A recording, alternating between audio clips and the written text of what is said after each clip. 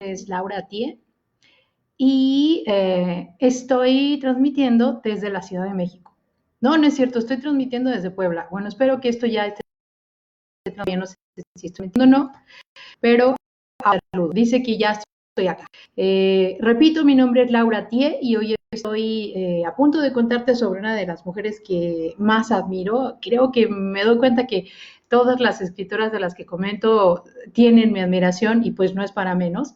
Y además hoy estoy rodeada de objetos queridos. También me acompaña mi amiga Transita. Si viste el último video que grabamos aquí en este espacio que yo he llamado mi biblioteca de viejo, pero no necesariamente porque tenga muchos libros de viejo, sino porque tengo libros que me han acompañado toda la vida. Entonces, cuando yo voy a una biblioteca de viejo, me encanta primero el olor, después poder hojear libros que a lo mejor fueron leídos por otras personas y además de eso me gusta sentirme que estoy en un ambiente viejo, ¿no? Porque como te habrás podido dar cuenta, una de mis mayores pasiones es regresar al pasado para traerlo, como dice Ricord, al presente y tratar de vivir aquí pensando en lo que podremos ser en el futuro. Es así como la memoria llega a mi vida y aprovecho para hablar de futuro, pues para enviar un gran saludo a la gente que regularmente se conecta y sobre todo preguntarles, ojalá puedan decirme cuando empiecen a entrar antes de poner hola Laura o ya llegué Laura, que me encanta que me saluden,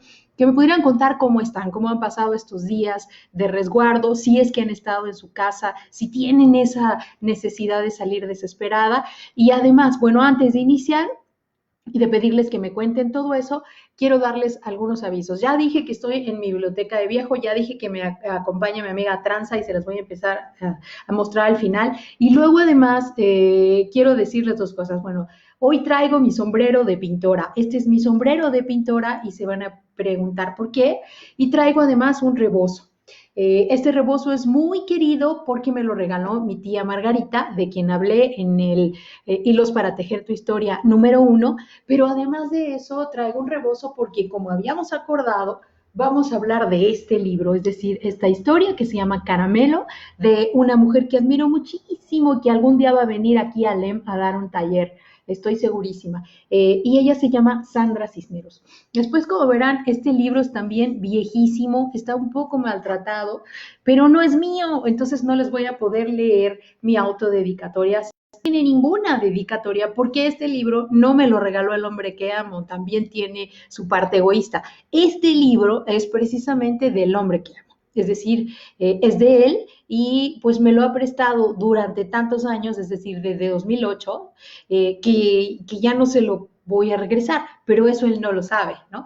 Y ella precisamente es una de las brujas que estaban aquí en este libro. Recuerda que les conté que todos los miércoles vamos a hablar sobre algunas brujas, que yo los iba a poner a votación y que ustedes iban a poder votar sobre todas ellas. Bueno, pues entonces lo que yo estoy haciendo precisamente es hablar de Sandra Cisneros, de quien ustedes también votaron. Uh-huh. Y no estoy segura de que el video esté saliendo. Espero que alguien pueda decirme si el video está saliendo ya o no, pero espero que sí. Ya vi que está saliendo y ya vi que está ahí Marta Sevilla. El otro día Marta Sevilla me preguntó si me acordaba de ella y claro que me acuerdo de ella, de la universidad, queridísima y amiga de Rocío Villanueva. Bueno, pues entonces ya que veo que está el video, vamos a hacer un recuento. Hilos para tejer tu historia, es decir, esta breve sección inició cuando inició el asunto del COVID, ¿no? Cuando pasó de China para acá, ya perdí la cuenta. Pero llevamos 20 sesiones y a lo largo de las 20 sesiones hemos estado viendo diferentes maneras para construir nuestra historia, desde lo que significa los estudios de la memoria y particularmente la memoria autobiográfica, es decir, eso que somos, que queremos ser, eso. Hola Marta, qué bueno que estás por acá. Y para que veas, me acuerdo un montón de ti en la universidad, te mando un abrazo enorme y no sé si sigues ahí en Mexicali, pero qué bonito verte acá. Te estaba explicando, porque esta es la primera vez que entras, querida Marta, que los miércoles aquí en este pequeño segmento que he abierto, pues porque me apasiona el asunto de la memoria, de la autobiografía, de quiénes eran nuestros abuelos y sobre todo eso cómo influye en lo que yo soy, en lo que nosotros somos. Entonces, estamos tomando algunas brujas que están aquí, que no están. Recuerden que les dije que podíamos votar por Clarice Lispector, por Flannery O'Connor o por Sandra Cisneros. Si ustedes votaron primero por Clarice, que ya hablamos de Clarice, la semana pasada hablamos de Ana García Bergua y esta semana vamos a hablar de Caramelo. Pero les voy a enseñar quién es Sandra Cisneros, primero lo que dice aquí y después lo que yo sé. Sandra Cisneros es apasionante y justo por eso me quise sentar aquí, porque ella dice algo hermosísimo, hermosísimo. Entre las muchas cosas que ella dice es que ella se volvió escritora en un país en el que no querían mucho a los latinos, es decir, en Estados Unidos. Ella nació en Chicago, por consiguiente se imaginan todo lo que eso significa. Ella dice que su madre quería ser artista, pero fue una artista frustrada porque tuvo 7 hijos y Sandra era una de esos 7 hijos. Y Sandra no sabía por qué, pero le encantaba leer. Y en muchas de las entrevistas que ella da, voy a colgar algunas después, ella narra que cuando estaba leyendo y cuando su madre estaba hasta acá de trabajo, lo que ella hacía era seguir leyendo y no le ayudaba a su mamá, pero su madre, que sabía lo que eso significaba, no la interrumpía, ¿no? Y otra cosa que cuenta hermosísimo es, así casi textual, yo tuve la oportunidad de volverme escritora porque mi madre un día me llevó a la biblioteca. Eso es hermoso, ¿no? Es hermoso. Ella cuenta que se acercaba a su madre que estaba leyendo y se acercó a la lectura no porque su madre le leyera. A mí mi mamá me leía poemas y ya lo he contado, ¿no?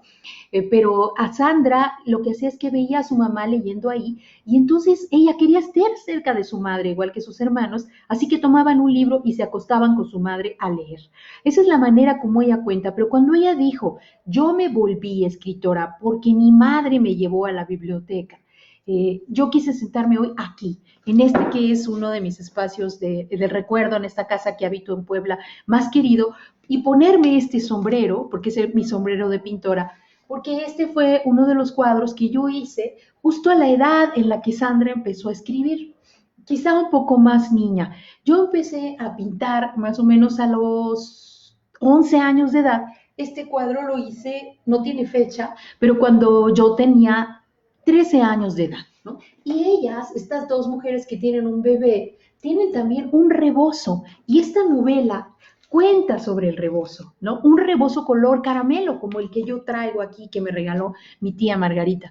Pero no solo por eso me senté aquí, sino porque además yo podría decir como Sandra Cisneros, yo me acerqué al arte, yo me acerqué a la pintura y yo me acerqué a los libros porque mi padre un día me dijo, Laura, ¿a ti te gusta dibujar? Me tomó de la mano y me llevó a una escuela con una maestra maravillosa que se llama Luzma, espero que todavía viva, que me enseñó a pintar. Luzma tenía el cabello como yo, así, chiquitito, chiquitito, y era una mujer extraordinaria, ¿no? Y fue gracias a ella que yo aprendí que también podía contar historias con la pintura, ¿no? Por eso quise sentarme aquí, porque hay un rebozo, porque como Sandra, mi padre me acercó, a ella fue su madre, al arte, y yo creo que me dedico a esto porque él me regalaba muchísimos libros que no necesariamente leía y no me obligaba a que los leyera, pero yo los leía y los amaba.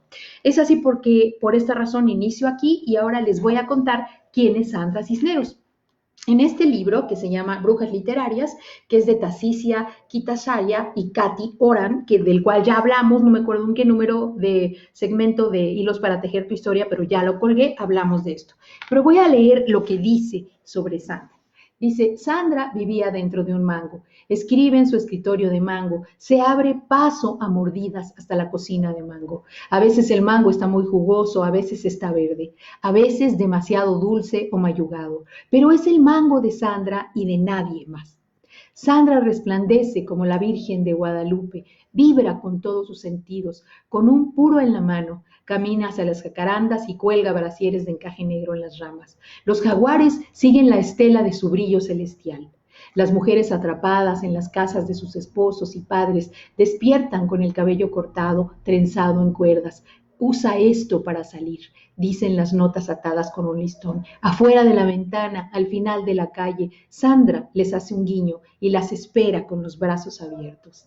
Nacida en un barrio obrero de Chicago, de padre mexicano y madre mexicana, Sandra Cisneros navega por la riqueza y la misoginia de la cultura hispana y la estadounidense. Juró no casarse nunca y tener siempre una casa propia. Su libro más famoso, La Casa de Mango Street, una novela de iniciación con saturadas viñetas sensoriales, se enseña tanto en primarias como en las universidades. Asegúrate también de leer su poesía, que reivindica una sexualidad saludable, además de sus magistrales cuentos.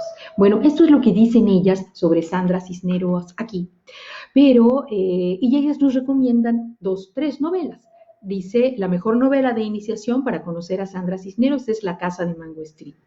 Para conocer su poesía, busquemos Luz Woman, Mujer Perdida, y cuentos subversivos para conocerla en general.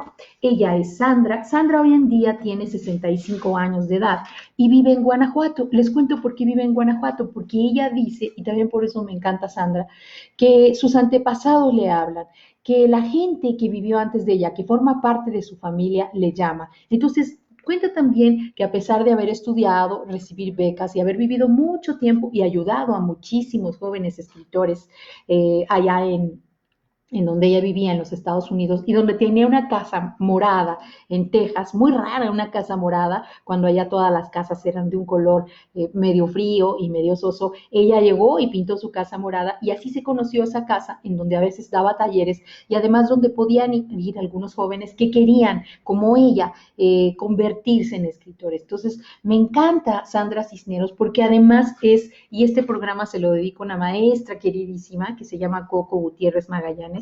Sandra Cisneros es además una mujer, como lo llamaría Coco, una mujer puente o puenta. ¿Qué quiere decir eso?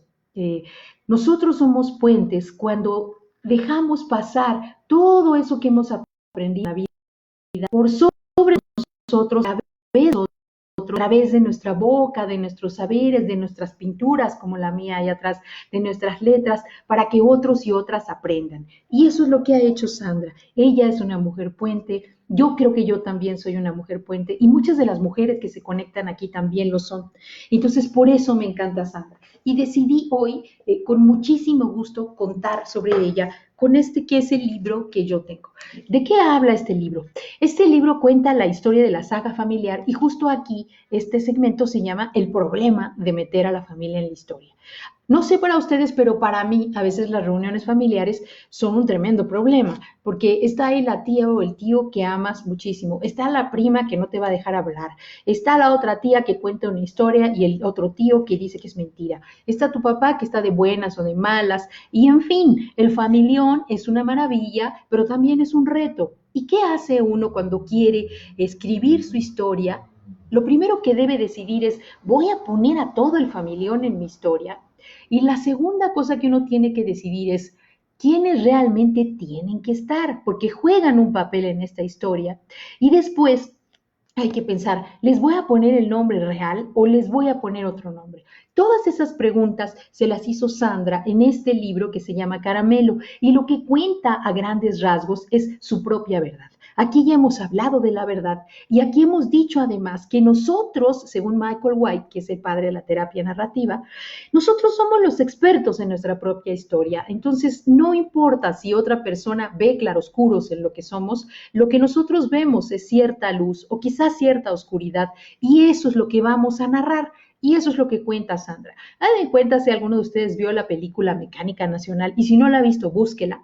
Bueno, la familia de Sandra anualmente en este libro se sube a un carro larguísimo, así de estos lanchones, y ahí van todos desde Chicago hasta el otro lado, que el otro lado para ellos es la frontera mexicana, hasta llegar a Michoacán, que es su ciudad, ¿no? Es de donde viene la familia de Sandra, pero además pasan a recorrer muchísimos lugares y algunos lugares que para quienes nacimos en la Ciudad de México son como icónicos, por ejemplo, Acapulco. Ella habla mucho de Acapulco y después termina también en Guanajuato. Hoy en día ella vive en Guanajuato porque yo les contaba que ella decidió regresar a México porque dice que le hablan sus ancestros, como a mí me habla mi bisabuelo, del cual he contado, y mi abuelo sobre todo, que nació en Líbano. Así ella, yo creo que por eso me ha atrapado tanto la historia de ella como escritora. Pero vamos a empezar a contar contar qué es lo que hay en este libro. Para empezar, es un libro enormísimo, pero es un libro fascinante porque está compuesto de pequeños capítulos. Y ella es Sandra. Yo les conté un poco de ella, pero el último premio que recibió, si no me equivoco, en 2018 fue el premio PEN también por toda su obra literaria. Ajá. Ella recibió del New York Times el mejor título de ficción y además obtuvo el Penn Center West Award del Book Club New Voices Award y el Lannan Literary Award. Ella ha obtenido muchísimos premios por algo que es hermoso, escribir con su propia voz, escribir como hablamos, como hablan ellos, los chicanos, y lo vamos a ver ahora. Y sobre todo, Sandra, yo creo que es una mujer puente sin haber ayudado a tantos personalmente, porque también los ayudó a través de sus libros. El libro de Sandra, La casa de Mango Street, que cuenta justamente cómo es que una adolescente en un ambiente de Chicago, que era ella, porque su escritura es autobiográfica, ahí se llama Alicia, aquí ella se llama Lala, ella cuenta en La casa de Mango Street a qué se enfrenta una joven, ¿no?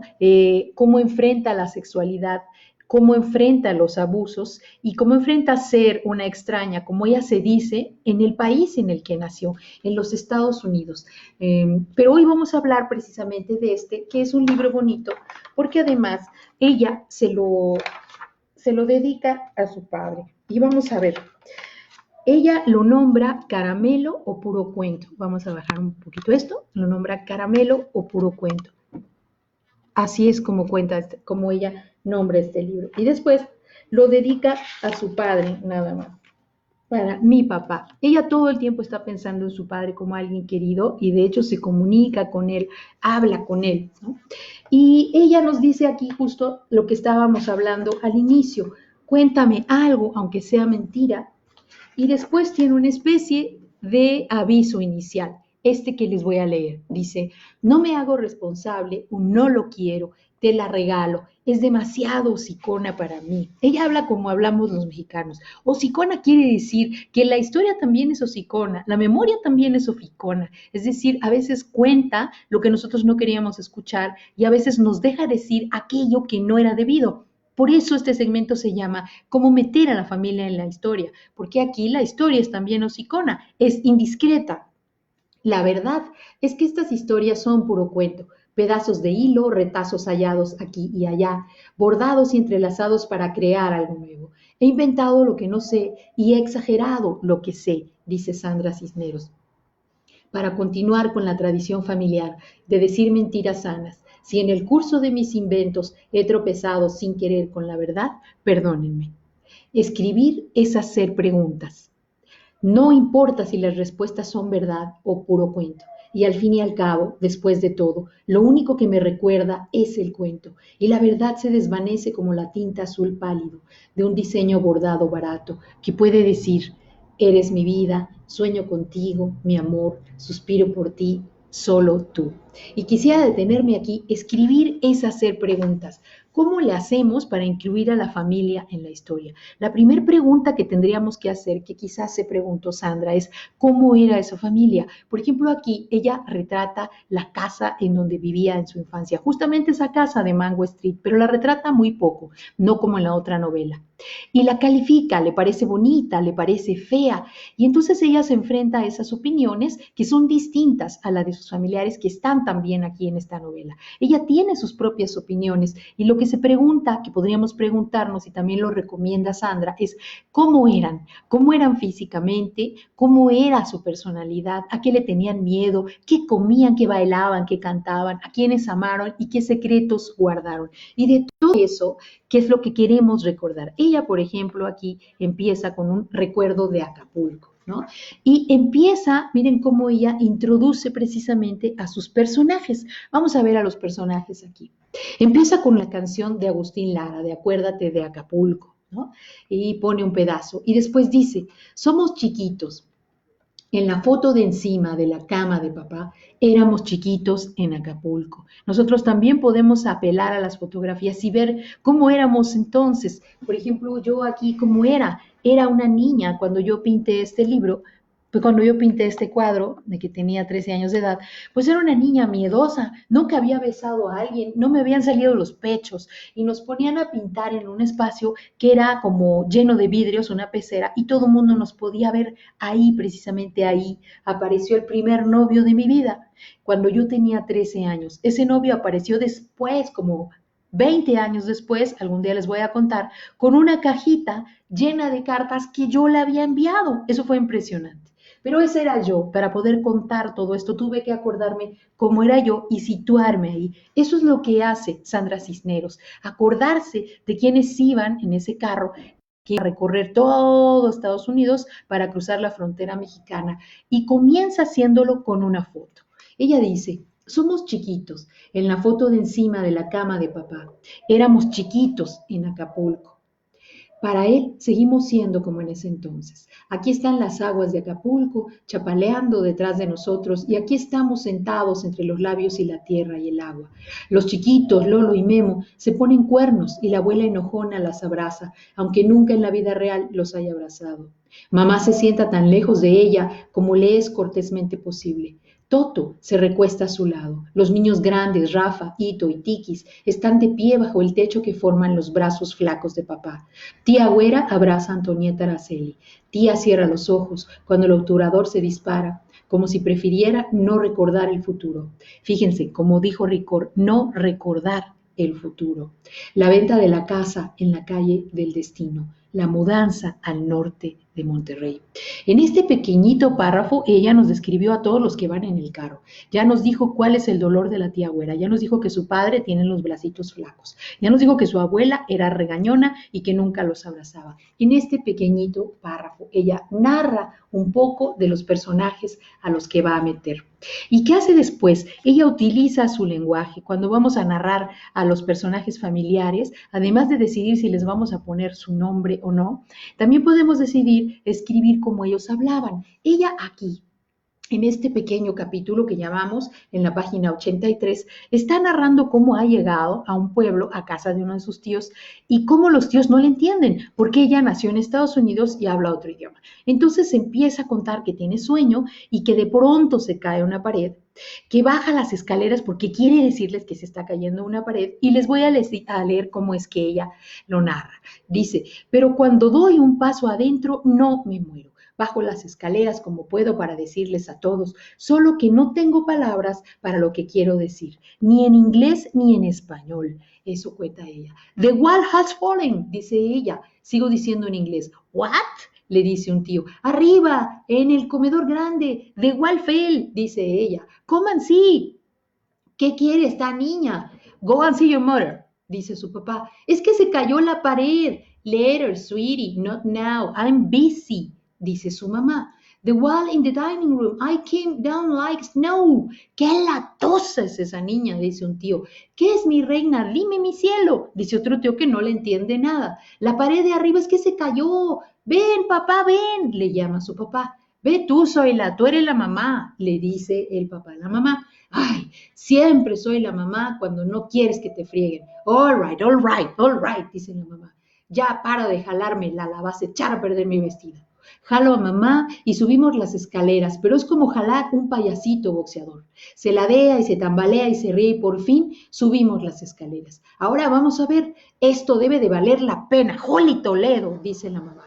El comedor está empolvado con una capa de yeso blanco como azúcar, yeso blanco encima de todo, tapetes, mesas, sillas, lámparas, pedazos grandes de yeso aquí y allá también, como rebanadas de pastel de cumpleaños.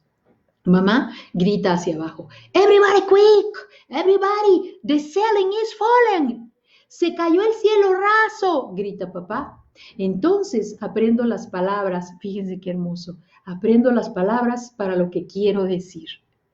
Ceiling y cielo. Cielo, la palabra que papá usa cuando me llama, la misma palabra que el abuelito trata de agarrar cuando quiere decir lo mismo, solo que él lo dice en inglés. My sky. Esto es lindo, porque ella ha puesto palabras de su corazón en la historia que está narrando, palabras de alguien a quien le dedico el libro, a mi padre.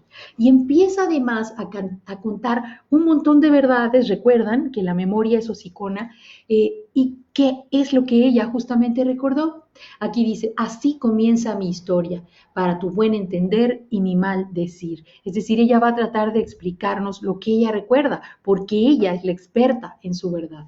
Había una vez, inicia como los cuentos, en la tierra de los nopales, antes de que todos los perros les pusieran Woodrow Wilson, en la época en que la gente todavía bailaba el chotis, el cancán y el vals y el son del violín y el violonchelo y un salterio en la nariz, de un cerro donde una diosa se le apareció a un indio, en esa ciudad, fundada cuando un águila posada en un nopal devoraba a una serpiente. Quienes somos mexicanos conocemos muy bien este mito del águila devorando una serpiente que ilustra nuestra bandera nacional.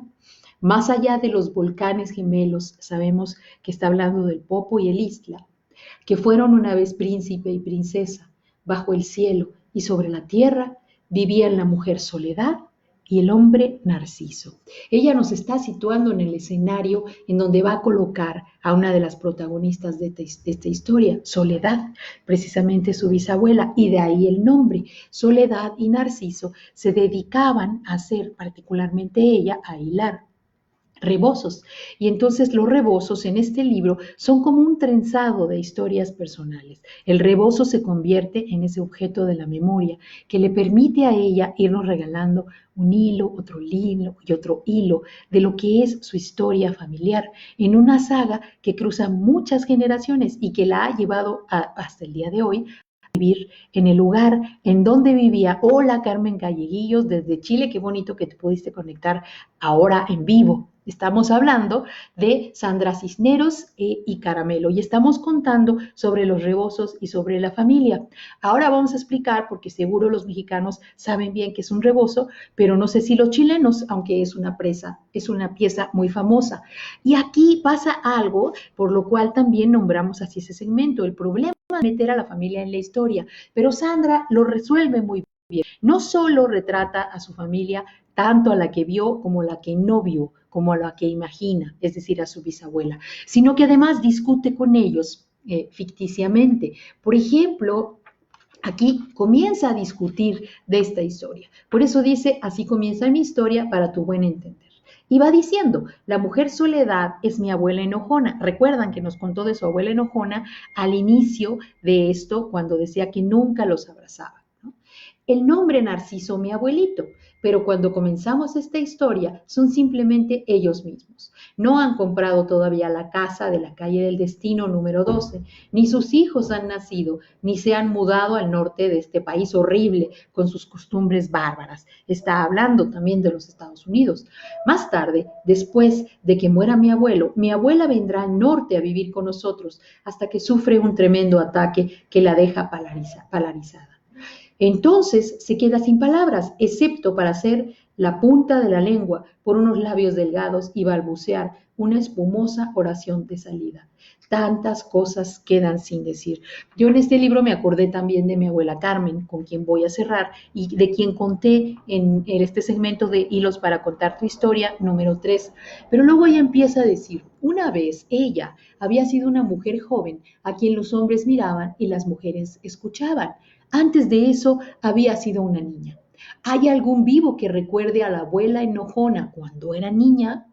¿Queda alguien en este mundo que alguna vez la haya escuchado decir mamá? Fue hace tanto tiempo. Y entonces le contesta otro personaje y que ella lo va poniendo, fíjense, en bold. Es decir, ella en esta novela no solamente narra, sino incluye diálogos y los diálogos le sirven para justificar su verdad, es decir, su historia y para contraponerla con el punto de vista de otros personajes que son sus familiares que quizá piensan distinto. Y entonces aquí le dice una de sus tías, qué exagerada eres, no fue hace tanto tiempo. Tengo que exagerar, es por el bien de esta historia, necesito detalles. Tú nunca me dices nada. Ella misma se responde que este es un diálogo ficticio, pero sirve para justificar su historia y sobre todo la imagen que nos está contando de la abuela. Y si te lo dijera todo, ¿qué te quedaría hacer a ti, eh?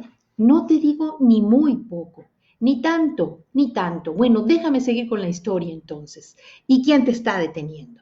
Y ella sigue contando la historia y así es como mete de pronto diálogos a este libro que realmente es maravilloso. Y ya poco antes de cerrar, ella también va metiendo el lenguaje como parte de la memoria heredada que no entendía porque hay palabras que ella siendo una niña norteamericana que nació y creció en Chicago, que luego vivió en Texas, en San Antonio, entonces había palabras que no tenían un significado real y hace listas, por ejemplo, sandía, farol, perla, lluvia, ves, que no es lo mismo que la llovizna, nieve, columbino gris, jamoncillo coral, café con ribetes de coyote blanco, los tornasolados arcoíris, el rojo quemado y el amarillo dorado maravilla. ¿Ya ves? Todavía me acuerdo. Todas esas son palabras que le han contado en los recuerdos y que ella no sabía realmente qué significaban hasta que inicia este recorrido familiar. Inicia contando el problema en que caen cuando muere la bisabuela y ya no hay quien trense. Y entonces resulta que, y aquí está el meollo de, uno de los meollos de este libro, que hay un bellísimo, pero bellísimo rebozo color caramelo inconcluso, como inconclusas están nuestras historias. Y ella nos explica aquí que justamente su bisabuelo intenta trenzar con el compadrito este rebozo, pero no puede. Aquí hay en la página 121, cuando ellos intentan hacerlo, ¿no? Compadrito, traté pero no puedo. Viene el compadrito a decirle a su abuelo que no pudo trenzar. De todo, solo torcer unos cuantos centímetros casi me cuesta la vida. Déjelo así, dijo Ambrosio, inacabado como su vida. Aún la mitad del fleco colgado sin trenzar, como el cabello de una sirena, era un exquisito rebozo de 5 tiras. La tela, una hermosa mezcla de rayas color chicloso, orzús y vainilla, con motas blancas y negras, razón por la cual llaman a este diseño caramelo.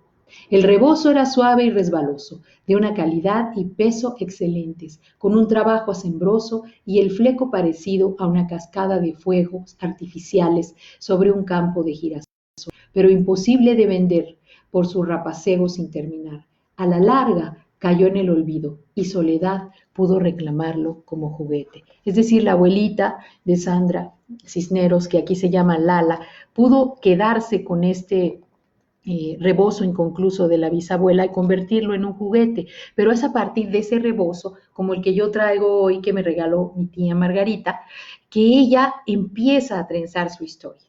Yo aquí voy a cerrar, no sin antes explicar, leer un poco de la explicación que ella nos da sobre el rebozo, particularmente para quienes no son mexicanos y se han conectado, como Carmen.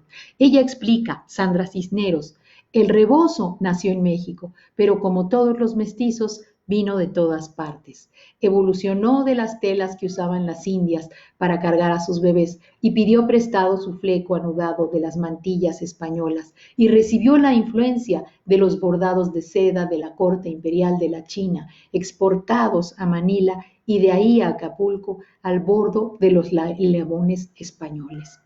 Ella termina contando sin madre, sin padre, sin perro que me ladre y va yendo a lo largo de todas estas pequeñas viñetas y escenas de su propia vida, qué es lo que quiere recordar. Este libro, otro día les contaré, está lleno también de hojas que tienen que ver con mi propia vida. Esta es una hoja de maple que me dio mi hija Abril cuando fue a vivir a Montreal, Canadá, y decidió que había encontrado otra madre mucho más divertida que yo.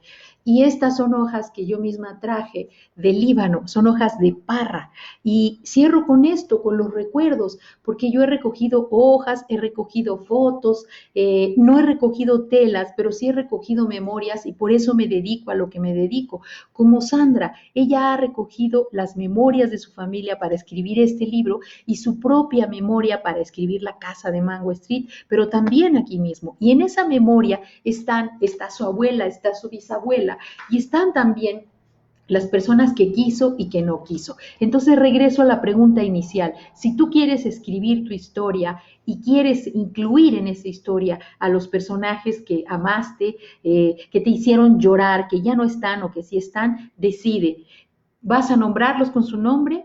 De segundo lugar, ¿vas a incluirlos? ¿Tienen un papel que jugar en tu historia de vida?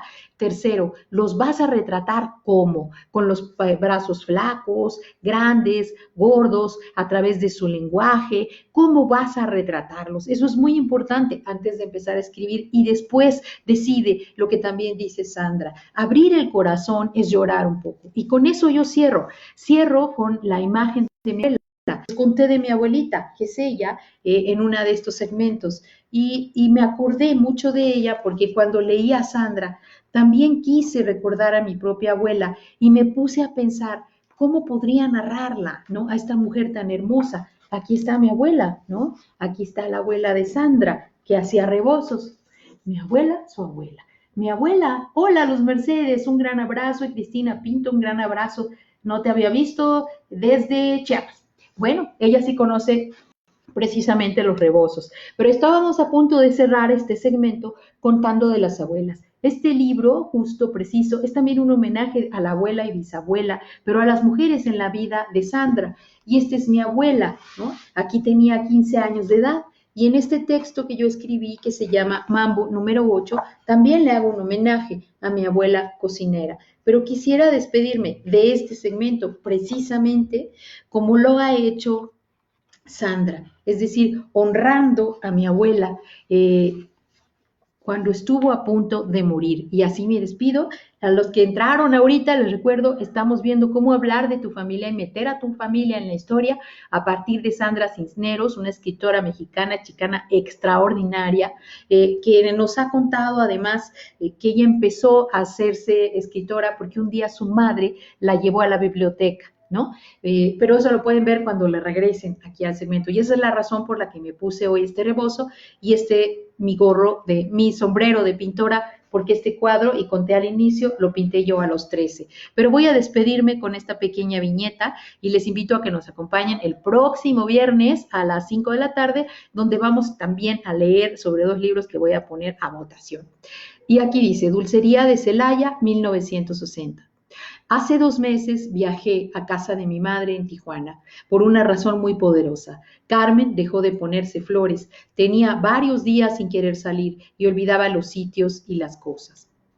Cuando supo que yo había llegado, bajó de su recámara a saludarme. Estaba despeinada, calzando pantuflas y en pijama, sin los labios rojos. Hablaba como si estuviera perdida. Me besó y dijo, como si nos hubiéramos visto ayer. ¿Te preparo un huevito con nopales? Mi madre, que sabía que le estaba perdiendo, rompió en llanto y yo respondí, sí, por favor, abuela. Ella caminó despacito a la cocina. Carmen, que insistía en que la gente debe bautizársele con el nombre que indica su santoral, solía salvarme de la guardería y cuidarme mientras mis padres trabajaban.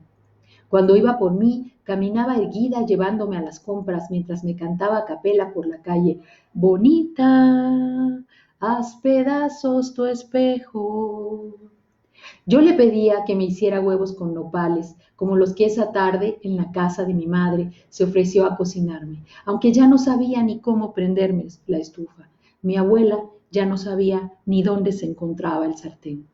Ya no era la mujer que maldecía ese inútil que construyó los ejes viales, moviéndose por entre las sillas para servir los platos de la mesa, en perfecta alineación de mantel, cuchara, copa y vaso. ¿Por qué unos carros deben ir a la derecha y otros a la izquierda al mismo tiempo? No podemos voltear la cabeza en sentido contrario, refunfuñaba. Esa Carmen que me recibió ya no se acicalaba con toda la elegancia de frente y espejo en la luna de su habitación para pintarse los labios de carmín antes de salir. De pequeña solía observarla y decirle, qué bonita eres, abuela. De inmediato volteaba y me los pintaba también a mí. La mujer que quería cocinarme, como cuando yo era niña, tenía 78 años y se había fastidiado de vivir. Para su féretro compré un ramo de girasoles. Elegí el retrato que más me gusta de ella y lo puse en sus manos inertes, junto con una foto mía y otra de Abril, para que nos cuide como nadie más lo haría. Aparece en él Carmen, antes de la diabetes, que me confesó en secreto poco antes de morir. Aunque no me lo creas, tengo un novio que es joyero y nos vamos a casar.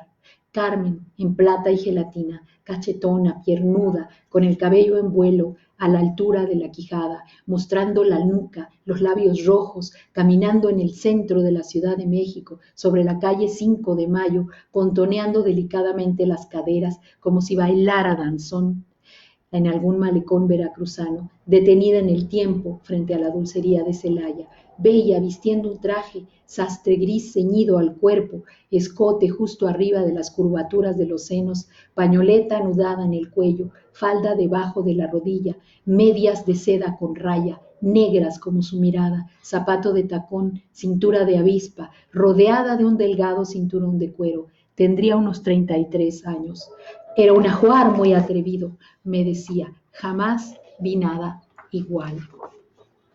En blanco y negro, a su lado, besándole los ojos esquivos, se ven 3 hombres, acechando piropos lujuriosos y silbidos, mientras ella camina con desdén, sin siquiera mirarlos de reojo.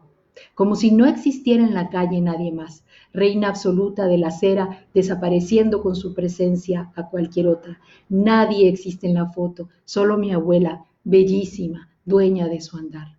Le perdono su intento porque me bautizaran como Laura Leocadia, santa que toca el día de mi nacimiento, en lugar de Isabel. Esa sensual morenaza de fuego siempre iluminará mi vida y la de Abril, esa morena, libre, como ella. Se vieron pocas veces, pero la última tarde, cuando nos preparábamos para ir a un restaurante oriental en la mesa de Otay, allá en Tijuana, al subir los escalones de la entrada, Carmen pareció perder el equilibrio. Mi abuela vieja, ya, tremendamente vieja, ya. Entonces Abril, mi hija, con sus 3 años de edad, la tomó de la mano, la estrechó de su brazo y con firmeza, ayudándola a subir como si Carmen estuviera aprendiendo a caminar, la subió al auto. Podía escribir sobre su espíritu aventurero o con la travesía que tuvo a sus 65 años cuando decidió irse a Ketchikan, Alaska, para emplearse en la pesca del salmón. Diría infinidad de secretos sobre mi abuela, pero ni siquiera daré la receta del huevo con nopales que en sus finales quería cocinarme, porque lo de menos es si son tradicionales en muchas casas mexicanas o si se cocinan con más sal, perejil, cebolla y epazote o aceite de oliva o chile de árbol. Lo único importante ahora es la mujer cuyo nombre consta en la foja 1206 de las actas bautismales de la parroquia del Arcángel San Gabriel, nacida el 17 de marzo de 1927, de nombre María del Carmen, vecina de Popotla. Abuelita Carmelita, dejo constancia, te extraño, siempre te extraño. Te confieso que jamás me gustaron los rabos de gallina, que tomo el tequila con limón y no tengo remedio, soy muy chillona. Pero afirmo aquí que cuando me lleva la tristeza me anudo pañoletas y sonrisas como tú, y entonces vuelvo a la vida y me vuelve el rostro. Y deberás saber que soy muy buena bailadora de salsa y que cuando camino no olvido sumir el estómago y sacar el pecho y esconder la vergüenza para sentirme cadenciosa, como tú me dijiste que tengo que hacerlo. Tengo un traje sastre como el tuyo, pero no lo uso, no uso tacones sino botas. Y es curioso, abuela, pero cuando Abril y yo vamos de paseo por algún parque o caminamos cerca de una jardinera, suele arrancar flores e insiste en que me las ponga, como tú me insistías, en la cabeza. Este es el texto que yo escribí de mi abuelita y les voy a enseñar ahora la foto para que vean lo traicionera y hocicona que es la memoria, como dice Sandra Cisneros. Esta es la foto de mi abuela. Cuando yo escribí ese texto, lo único que tenía en la memoria es el recuerdo de esta foto, pero no tenía la foto aquí. Y mi abuela no tiene un traje como el que yo estoy relatando, tampoco tiene una pañoleta anudada, pero yo recordaba a esa abuela, como Sandra aquí recuerda a su abuela. Yo con eso me despido y me despido también quitándome este rebozo, que es el rebozo caramelo que me regaló mi tía Margarita, y regalándoselo a Sandra, porque este libro justo habla del rebozo de su abuela y mostrando justamente este pañuelo, porque mi libro justamente habla de una abuela que no hacía rebozos, pero se anudaba en la cintura y en el cuello todo el orgullo y la dignidad y la belleza que uno debe siempre cargar siendo mujer, no importa de qué tamaños tengamos las orejas. Les mando un abrazo enorme, muchísimo cariño de que han estado aquí. Hola Luz Mercedes de nuevo, todo mi cariño y nos vemos muy muy pronto, es decir, tan pronto como el próximo viernes. Pásenla bonito y no sin antes de eso voy a mostrarles a mi amiga Transita. Transita, ven, ven. Transita ya se durmió, está un poco agotada. Aquí está Transita. Transita, Transita, hola, hola. Ella es mi amiga Tranza y aquí nos vemos la próxima semana. Ah, no, el próximo viernes. Pásenla muy bonito y hasta pronto.